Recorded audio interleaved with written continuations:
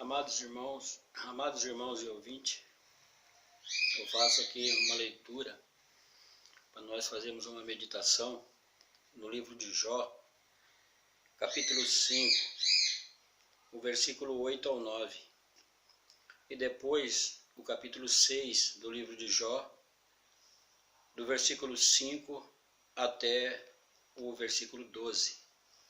Uma reflexão para nós hoje entendermos um pouco sobre a palavra de Deus. A Bíblia diz assim no capítulo 5 de Jó, versículo 8.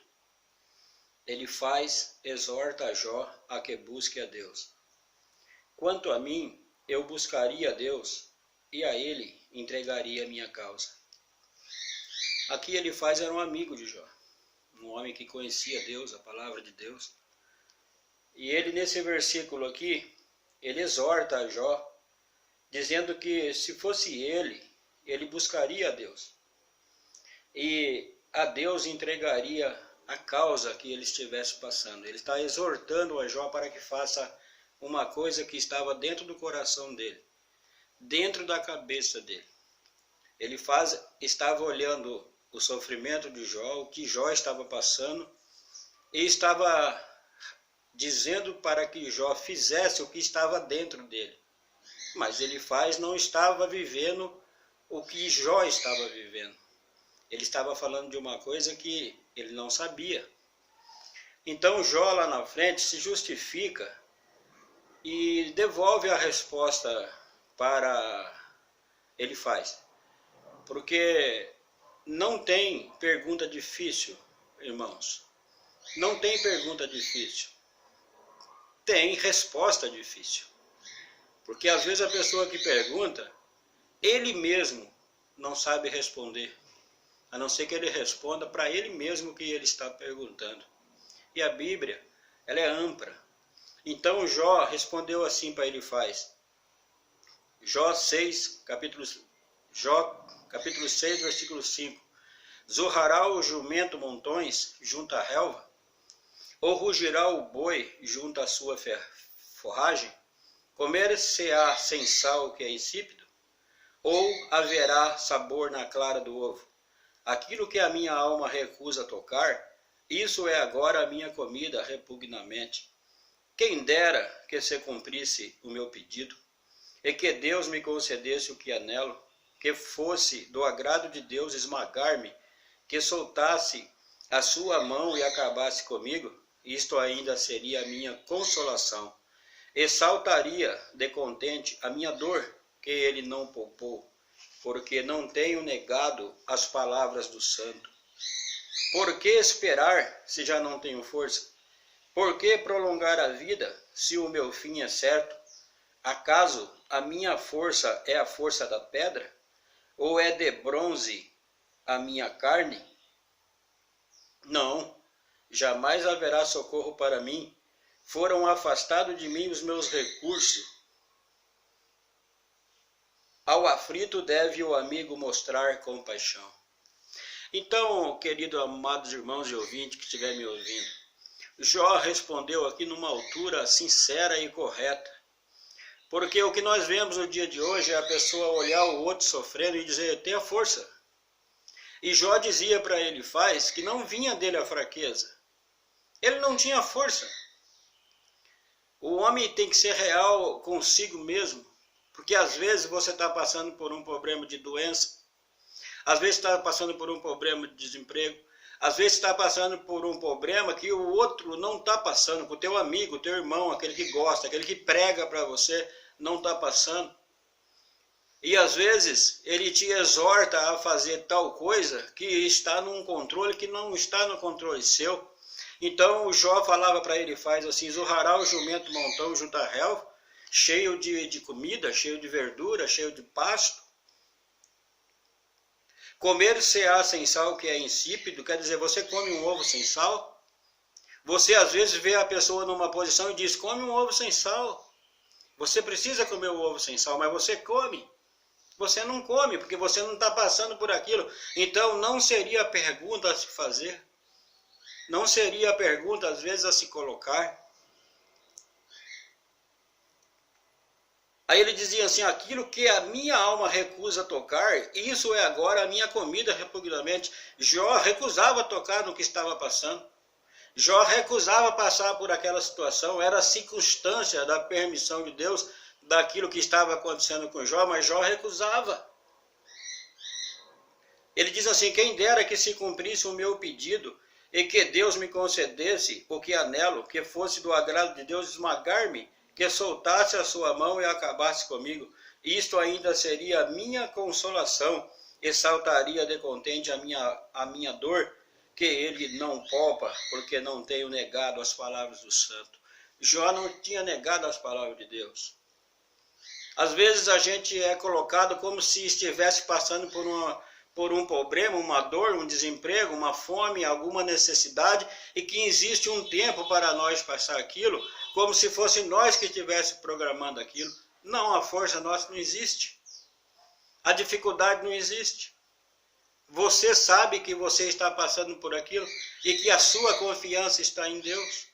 Mas ele exortava Jó como se Jó devesse alguma coisa, como se Jó estivesse incluído em um plano que ele quis, estivesse passando por um processo que ele quis, estivesse passando por uma dificuldade que ele quis. Mas Jó falava assim, eu não tenho negado a palavra do santo, porque Jó estava na presença de Deus.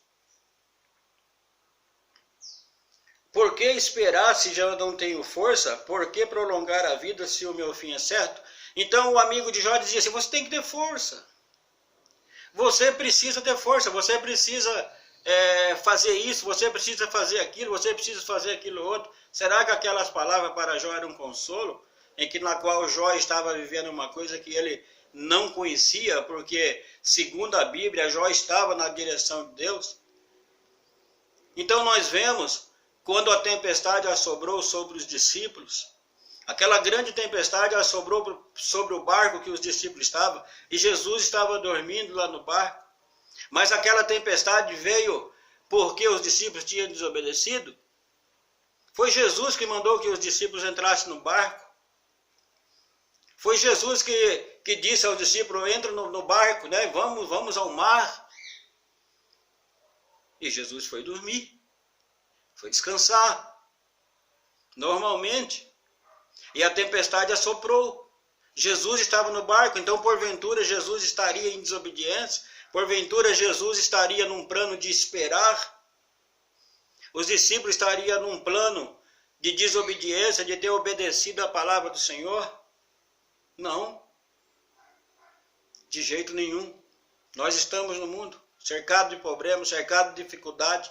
O que nós devemos é entrar, procurar, se puder, entrar na vida do nosso amigo, do nosso irmão, para dizer a ele que o Senhor Deus está acima de todas as coisas, que o Senhor Deus é o que cria todas as coisas, é o que forma todas as coisas, que o homem foi pago por um preço igual, todos os homens.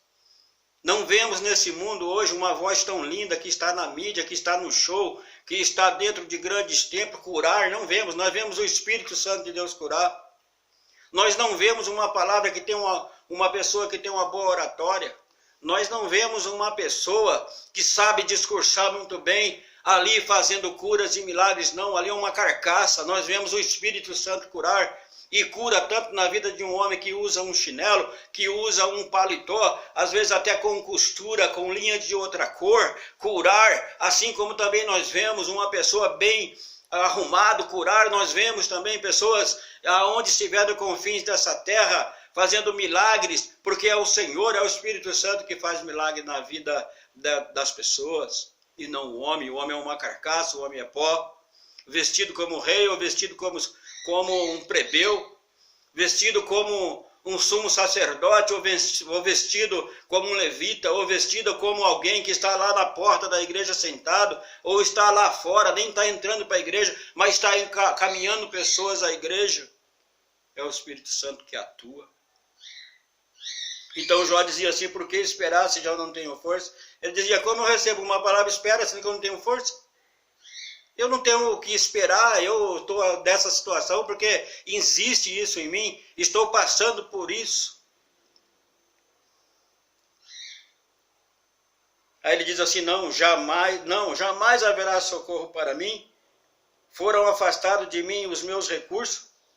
Ao aflito deve o amigo mostrar compaixão. Então, irmão, eu resumo essa palavra dizendo, mostre compaixão para o seu amigo. Mostre compaixão para aquelas pessoas que você prega. Mostre compaixão para aquelas pessoas que você vai visitar em um leito. Que muitas vezes nós entramos ali achando alguma coisa. Nós entramos ali, às vezes, pegando o texto da palavra e às vezes arrumando um contexto segundo o nosso pensamento, o nosso olhar. Às vezes pregamos segundo o nosso próprio contexto. Isso não é certo. Foi o que ele faz com toda a confiança em Deus, com todo o conhecimento. Ele aplicava boas palavras para Jó, mas no fundo ele exortava Jó por uma coisa que Jó estava passando, que não vinha dos planos de Jó.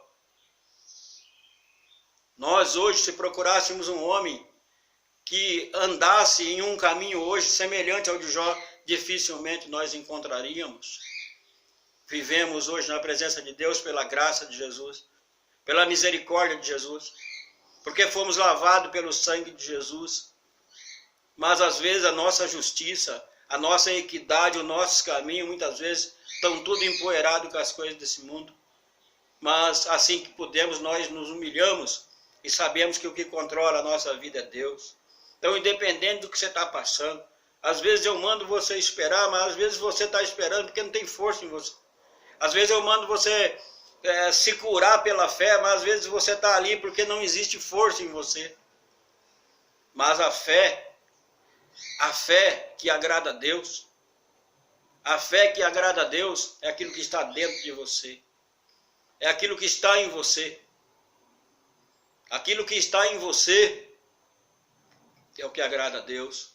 Quando você coloca em Deus a sua confiança através do nome santo de Jesus Cristo. E os discípulos naquela tempestade foram até Jesus. Mestre, desperta, nós vamos perecer, mestre. A tempestade sobrou ao contrário. O Senhor mandou que nós entrássemos no mar, nós entremos, a tempestade assoprou e o Senhor está junto conosco. E Jesus ali os exortou para que repreendesse aquela tempestade.